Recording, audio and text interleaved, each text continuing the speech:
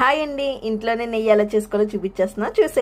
ముందుగా ఇలా మీగడ తీసుకోవాలండి. వెన్నకి మనం స్టోరేజ్ చేసుకోవాలన్నమాట. డీప్ ఫ్రిడ్జ్లో స్టోరేజ్ చేసుకోవాలి. చూసారా పాలు మీగడ ఎంతగా స్టోర్ చేసామో. ఇప్పుడు ఇదంతా మిక్సీ పెట్టుకుందాం. ఇలా మిక్సీ పెట్టుకున్నాం కదండి. చూసారా వెన్న వచ్చింది. ఇందులోంచి మొత్తం పాలు మొత్తం పిండేసి ఈ వెన్న మొత్తం ఒక దళసరి గిన్నెలో వేసుకొని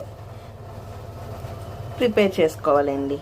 నెయ్యి ఎంత బాగా వస్తుందో చూసారండి. మనం ఇంట్లోనే చక్కగా చేసేసుకోవచ్చండి. నెయ్యి ఎంతో కష్టం అనుకుంటాం, అసలు మిక్సీ పెట్టేసుకుంటే ఎంత ఈజీగా అయిపోద్దండి వెన్నపూస.